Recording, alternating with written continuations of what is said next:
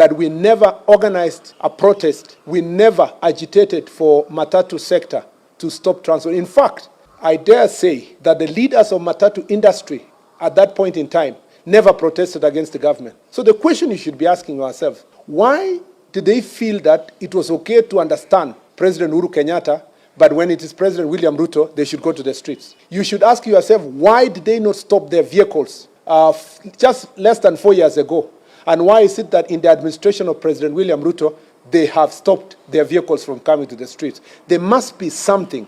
There must be a certain level of profiling that applies to William Ruto that does not apply to President Uhuru Kenyatta. And the guess is as good as your guess is as good as mine. If you will give us credit for those who were opposed to the administration that time, you must give us credit for using constitutional means and using the floor of the House and giving alternative suggestions to how to handle the fuel crisis. We never organized one protest, no life was lost, no supermarket was looted, no person was targeted to be killed as a result of the higher fuel prices less than 5 years ago.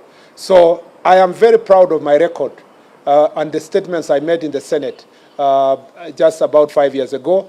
And I'm very proud of how President William Ruto handled his opposition to how government was running its affairs in the last 5 years. I wish current opposition would emulate him instead of organizing violence and so forth. And I am just asking the most simple thing.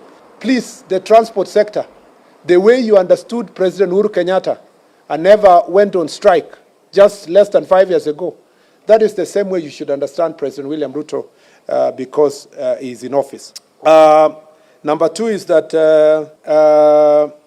how can we ensure that in future protests do not lead to loss of life? It's just by ensuring that protests are protests. They are not criminal activities, acts of crime, looting, robbing people of their property, burning of property. As long as we stop, and I see you in the media, reporting that protesters, I saw one today, protesters in Naivasha banned 2 vehicles. Those are not protesters. Protests is constitutional. Protest is presupposed to be peaceful.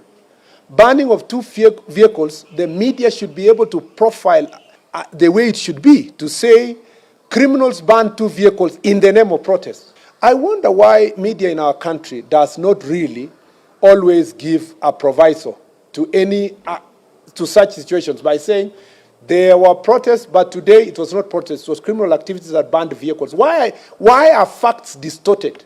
Why are facts distorted? And sometimes protesters were killed. Probably criminals who were looting were killed. They were not protesters.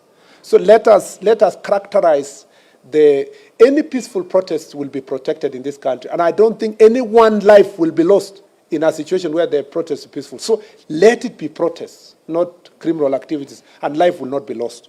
The last thing I'll say is that who are these politicians we are talking about? The investigations are not going, but the incitements, the people who have been inciting, particularly that the former deputy president is on record inciting people who have a different opinion and telling people in his backyard that anybody who is having an alternative political opinion supporting President Ruto is a traitor, and the traitors must be punished. So the understanding of his supporters perhaps is that you must attack physically traitors, and he will be held personally responsible. And all other politicians who are engaging in these acts of violence will personally be held responsible. I see sometimes some of these politicians speaking about ICC, take this one, ICC, and so forth. I don't know if they know that they are making their bed now and they will lie in it.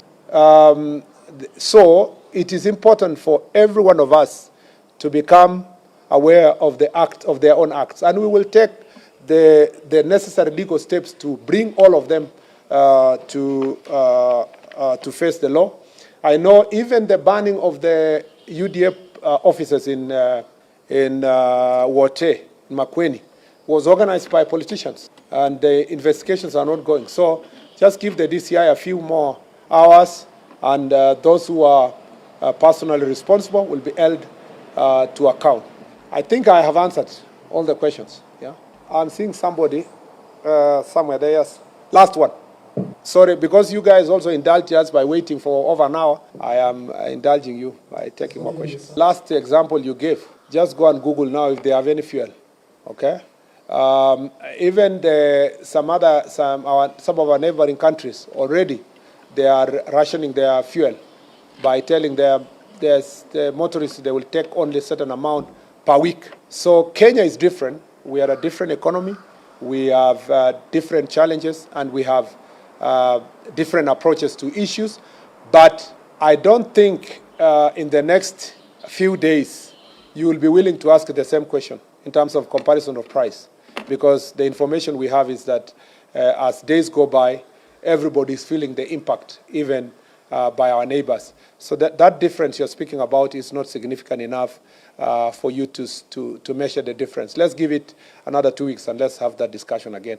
But the most competent institution to respond to your question, of course, is the Ministry of Energy, and because of the meeting they have at the moment and the Treasury and so forth, they will answer that question accordingly. The question you should also be asking is that how come in many countries where they have higher fuel prices, why are they not protesting by stopping public transport?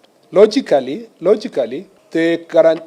fact that the fuel is there should have guaranteed public transport, maybe at some slight higher cost. Then when government comes in, they would ask themselves, do we cushion the fuel prices or cushion the service provider by giving certain subsidy?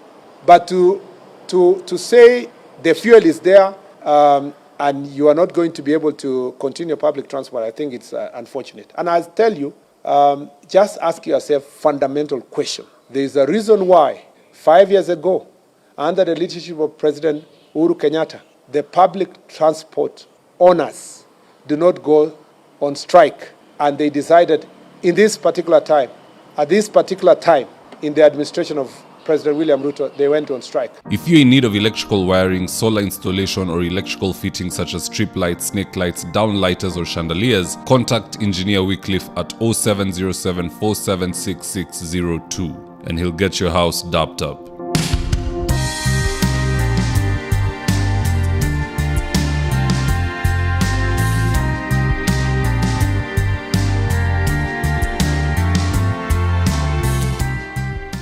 Thank you for choosing David Wafula as your primary news platform. We put countless hours in research, recording, and editing. By showing up each and every day to watch our videos, you encourage us to generate more videos for the viewers. We are on a mission to inform, educate, and build a better tomorrow. To our thousands of followers in a world full of presidents, kings, and queens, you are the real gem. Adios.